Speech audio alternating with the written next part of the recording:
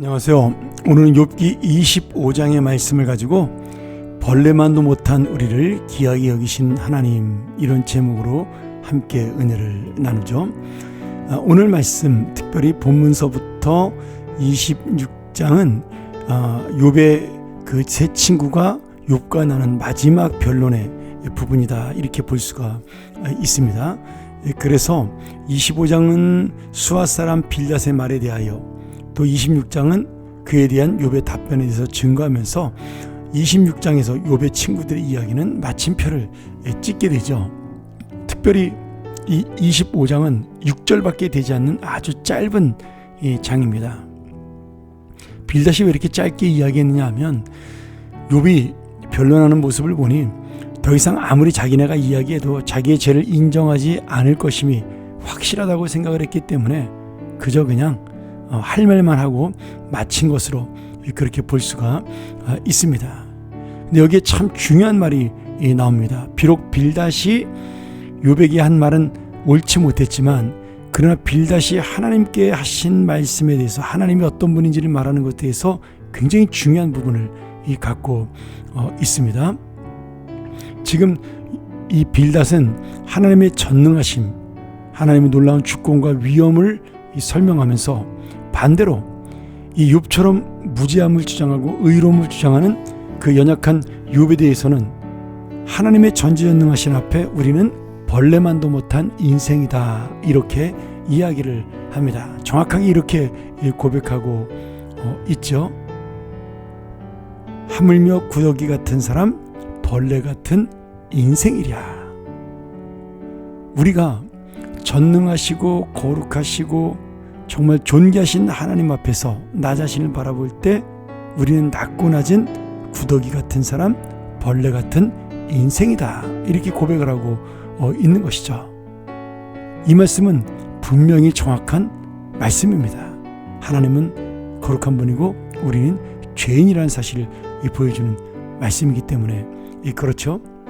또 이사야서 41장 14절에 보면 이사야 선지자도 이 이스라엘 백성들의 죄를 지적하면서 버러지 같은 너 야곱아, 이렇게 고백을 하고 있습니다. 사실 우리의 죄악된 모습을 살펴보면 난 버러지가 아니야, 난 구더기가 아니야, 차마 하나님 앞에서 그렇게 말하지 못하는 정말 우리의 진실함이 있는 것이죠. 그런데 놀라운 것은 이 버러지 같고 구더기 같은 우리를 하나님은 아버지로 사랑하신다라는 사실입니다. 이사야 선지자는 버러지 같은 야곱을 이야기하면서 너희는 두려워하지 마라, 버러지라도 두려워하지 마라, 하나님은 너를 도울 것이요 하나님은 너의 구원자가 되실 거룩한 분이시다, 이렇게 우리를 위하시는 하나님에 대해서 강조하고 있습니다.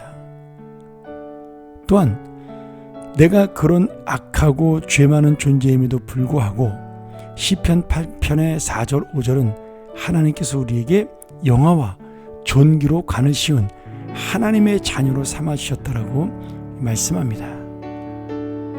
오늘 여러분 왜 그렇습니까?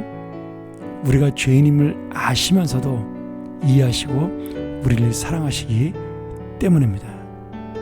오늘도 하나님은 내가 구더기와 같고 벌레와 같은 인생이랄지라도, 날마다 넘어지고 쓰러지는 그런 인생이랄지라도, 하나님의 사랑을 잊어버리고 살아가는 걱정 많고 염려하는 인생이라 할지라도 오늘도 우리와 동행하시고 우리를 인도하시고 하나님의 자녀로 우리를 삼아주시기 위해 지금도 우리를 붙들어 주시기 때문입니다.